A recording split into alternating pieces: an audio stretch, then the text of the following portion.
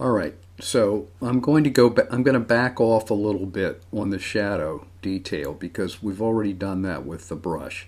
You don't want to do unnatural corrections unless you're doing it for a deliberate effect. And I think this is still too light, but we have another way of dealing with that later with a different tool. All right. Now let's take a look at the way overexposed area of the foliage, and there's actually a little walkway up the edge of this dam spillway. You'd never know it because it's just almost pushed off into no detail at all. So we can work with this area with a different tool. And that tool that we're going to use is right up here, right next to the brush. It's the graduated filter tool.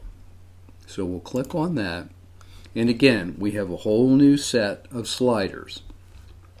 Let's reset them. The quick way to reset them is just reset local correction settings and they'll all zero out.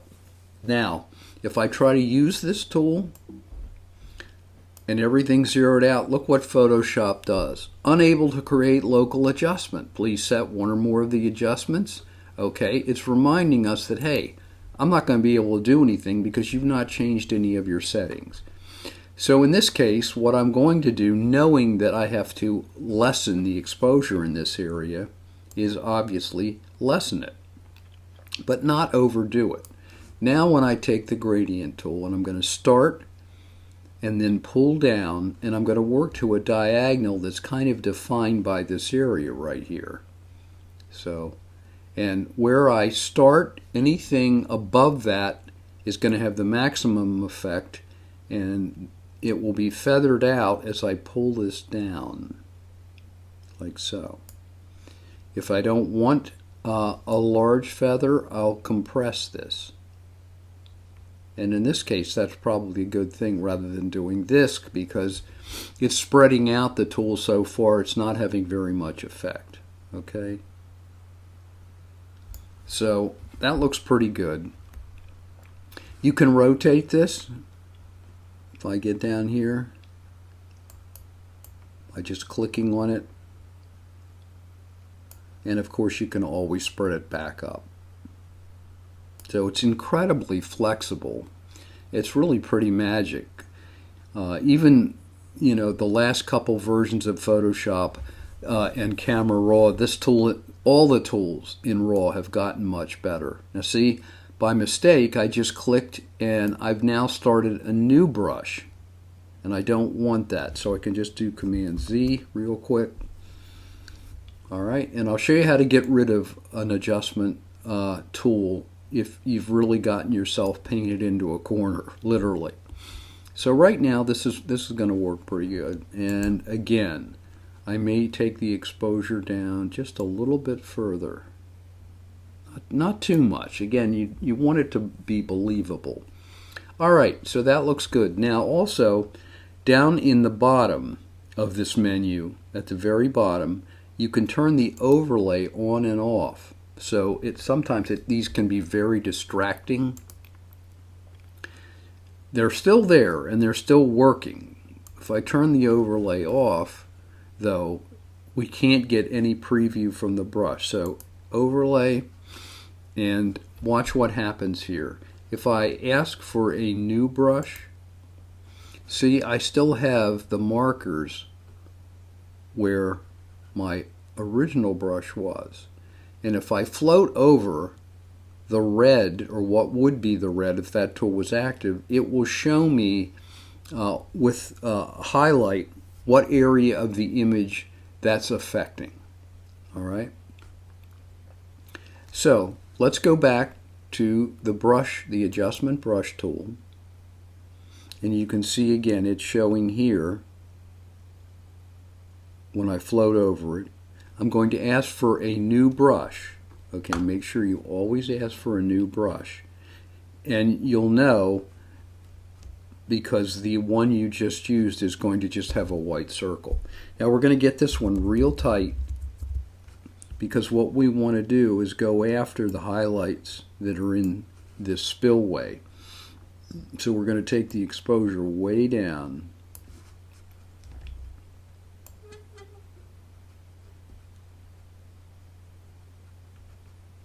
And you'd be amazed at the detail that you can get back. And again, I might just travel over to the sliders and see, obviously that's way too much.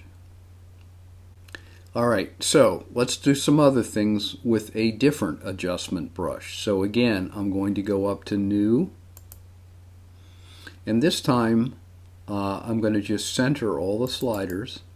And if you want to center a slider, just double click on it. Right now, again, we're going to get barked at.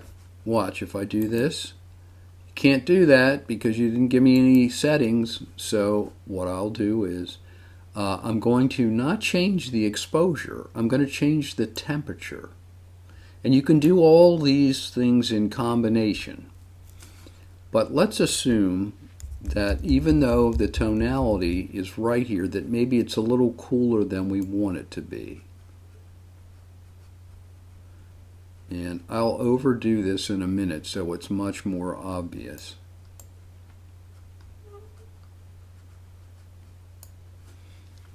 Take a look.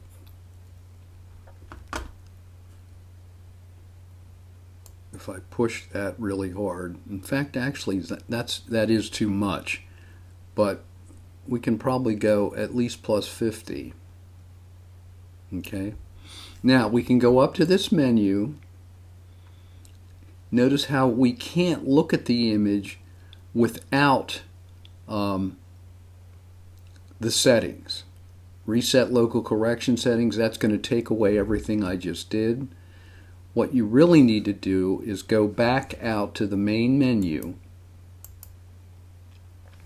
And at the main menu, you can now turn your effects on and off here. We have custom settings because we've worked on this image a lot. If I go back to Camera Raw defaults, that's where we started.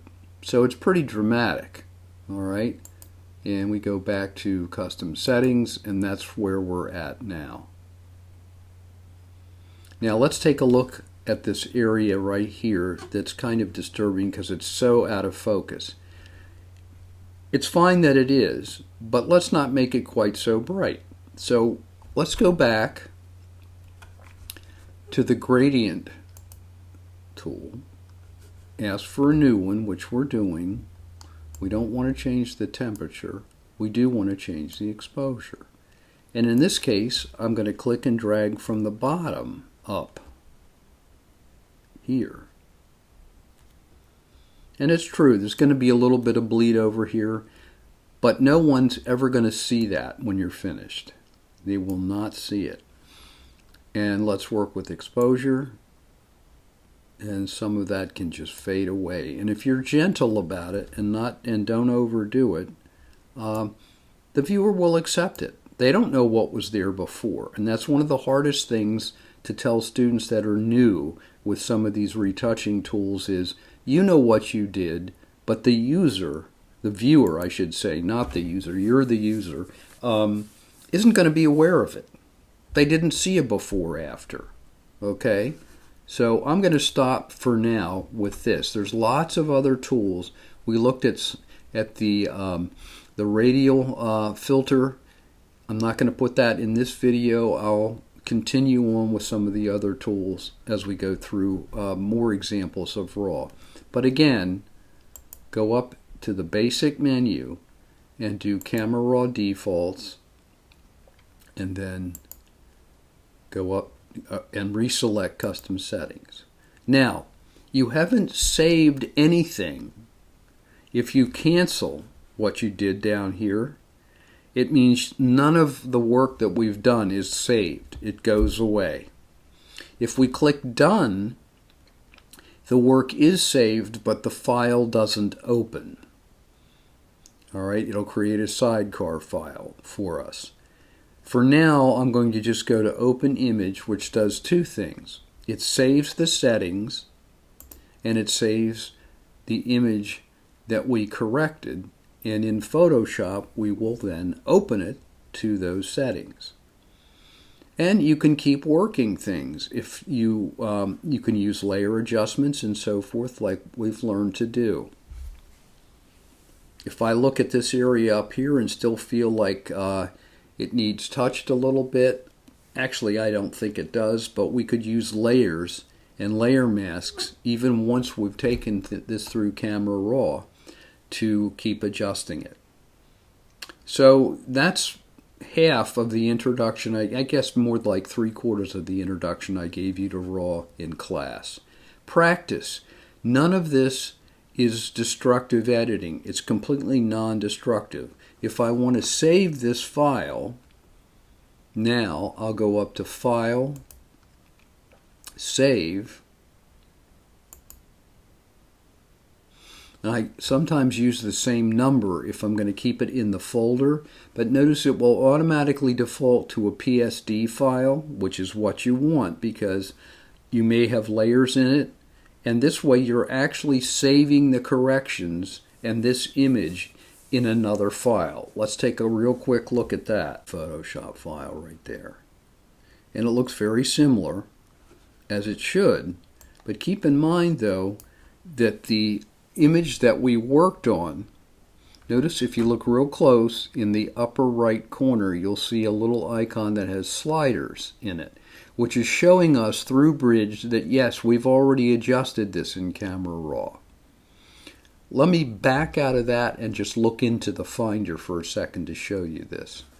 So I'm going to not close this, but I'll minimize it. And let's open this up in the Finder in Raw Example 2. All right, that 2908 is what we worked on. There's the 2908 PSD file, but you'll notice there's a 2908.xmp file. This has all of the settings that drive Camera Raw to keep those corrections. It's called a sidecar file. And I will show you later on how we can use smart objects so that we don't even need this file any longer. All right, I think that's good for the first go round with Camera Raw.